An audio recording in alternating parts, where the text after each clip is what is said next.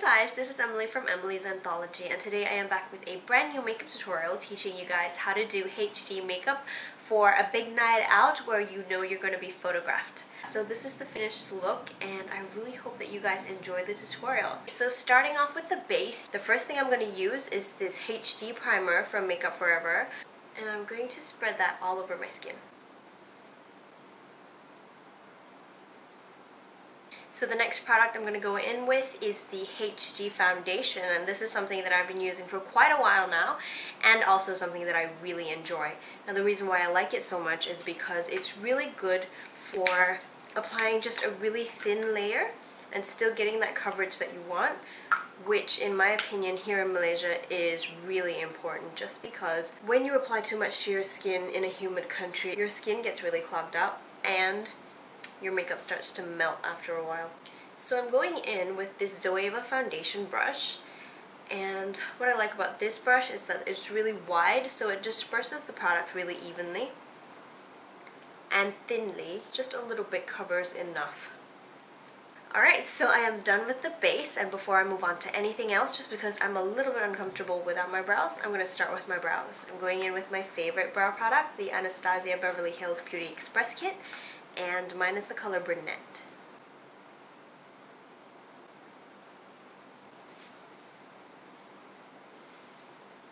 Alright, so my brows are done. I'm going to come back and touch them up a little bit later, but I'm going to move on to the eyes first.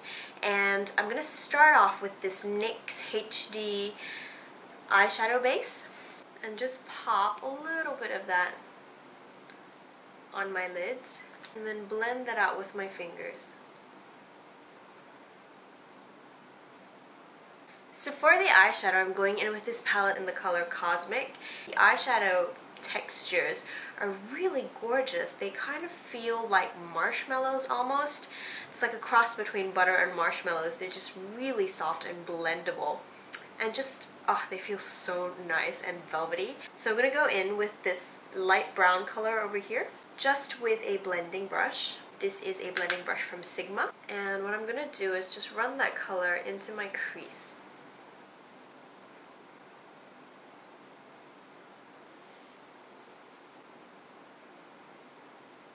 Next, for the center of the lid, I'm going to go in with a NYX Jumbo Eye Pencil, and this is in the color Rocky Mountain Green.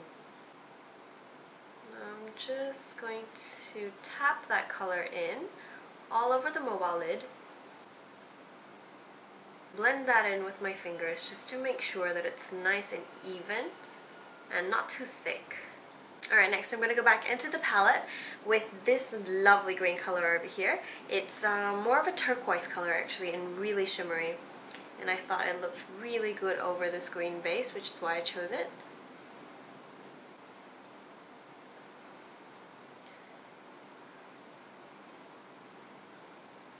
So what I want to do with this look is actually blend that color out so it looks quite seamless. And I want to keep that intensity in the turquoise color, so once I'm done blending, I'm going to go back in and reapply. So before I go back to reapplying my turquoise eyeshadow, I just wanted to share with you guys a trick. And this is how to define Asian eyes, particularly hooded eyes.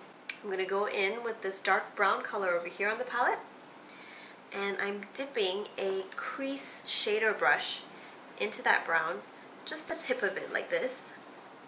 And I'm going to use that to shade in a kind of false crease right above where I place my turquoise eyeshadow. And it doesn't matter if that line is a little bit harsh. You can just blend it out once you're done. When your eyes are open, it looks like there's a shadow there, and it looks like you have slightly deeper set eyes. I'm just redefining my turquoise. Now I'm going to go back in with the same lid shader brush and this gorgeous dark kind of starry blue color on the palette. It's just a really gorgeous blue with a blue shimmer shot through it, and it's really nice and dark. I want to put that at the outer corner of the eyes and create a little bit of a cat eye shape with that.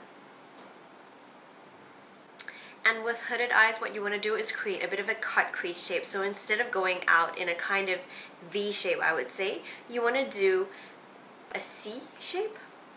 And how you determine where to place that top part of the C is to look straight into the mirror when your eyes are open and shade a little bit of that area above your eyes where they're open.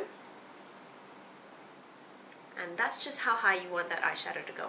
Now, learning about different eye shapes and different methods of blending, I have come to realize that large blending brushes are not really my thing anymore, and I have started to move to slightly smaller, more dense brushes. Now, they don't have to be too dense because if they are, it's quite difficult to blend evenly, so find something with kind of a medium density, but that is smaller than your regular 217 or E25 blending brush. So I'm going to use this and I'm going to go as close to the edge as possible and not touch anything that is in the middle of the eyeshadow shape, if you get what I mean. And really, really softly, I'm going to blend that edge out. I don't want to smudge the eyeshadow too much, I just want to make sure that the lines aren't too harsh. Now, as you can see, what I've done is I've softened the line compared to this side, but I haven't really blended it out into a haze, and there is a reason why I'm doing that, and I'll tell you how to fix it later, but first I'm going to move on to blending the other eye. Alright, so now that my blending is more or less done, I'm going to go back in and reapply that blue eyeshadow just to increase the intensity, but not touching the edges of the eyeshadow because I already blended them there. Now onto the secret of not decreasing the intensity of the eyeshadows but still being able to get rid of the harsh lines. What I am doing nowadays is actually putting a really slightly troublesome gradient of color onto the lids. So what I'm going to do is I'm going to take that same blending brush that I used to blend out that blue eyeshadow earlier and go in with this dark brown color in the palette. Only a little bit, so I'm just going to tap off the excess on the back of my hand and then run that right above the edge of that blue eyeshadow. And then I'm going to take a slightly less dense blending brush and very, very lightly just soften that edge. And then coming back to that lighter brown color that we used in the crease earlier, and then go above the darker brown eyeshadow.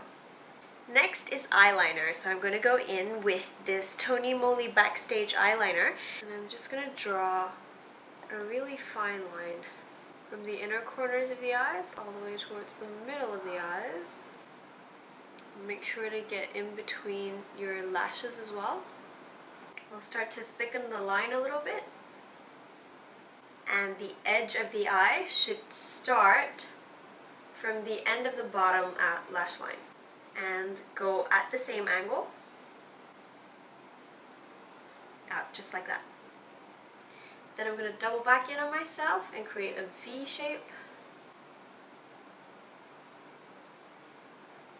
And then on the lower lash line, I want to create a little bit of a colorful vibe going, I guess. I'm going to use this eyeliner from Australis. This is their 10-hour waterproof eye pencil in Aqua Attack. I'm going to use that to line the lower lash line quite thickly, and then to kind of reduce the harshness of that color as well as to smoke out the under eye a little bit more. I'm going to go in with this L'Oreal Infallible eyeshadow, and this is in the color Bronzed Taupe.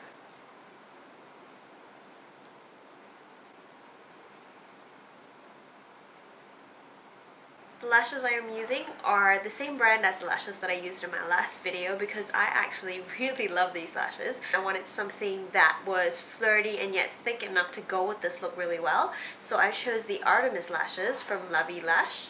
And finally, for the inner corners of the eyes, I'm going in with a inner corner shader brush and this color on the palette, which is a very, very light, kind of pale gold shimmery shade, I would say.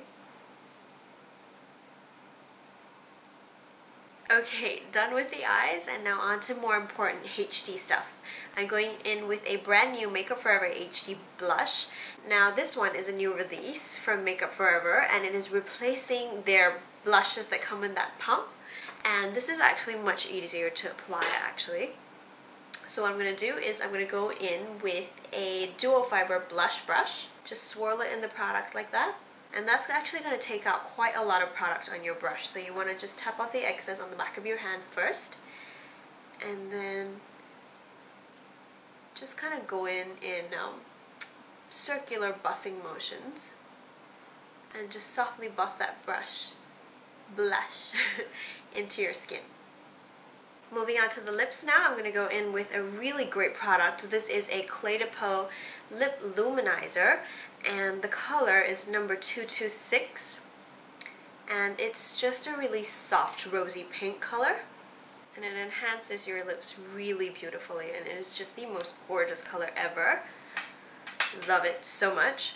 And to tie it in with the look overall, I'm going to go in with a golden toned gloss. This is the NYX Brush On Gloss in the color Butter. I'm only going to put a tiny bit of it on the middle or center of my lips. Finally, to finish everything off and set it into place, I have this really itty bitty Makeup Forever HD powder. There is a compact powder version that is coming out really soon, which is why I actually held off on buying the loose powder one. And I am told that the best brush to use this product with is actually their own Makeup Forever Kabuki brush. This one is coming out in June or July, I think. So the best way to avoid putting too much on is actually by buffing it in with their Kabuki brush, which basically disperses the product perfectly because it was made specifically for this powder. So after a little bit of contouring, which I will show you in another video because this video is getting way too long, this is the finished look. I hope that you guys like this video, and if you have any questions about HD products at all, please just leave them down in the comment box below or contact me on Facebook. It's totally up to you, and I will get to your questions as soon as I can. Thank you for watching, and I will see you guys in my next video. Bye!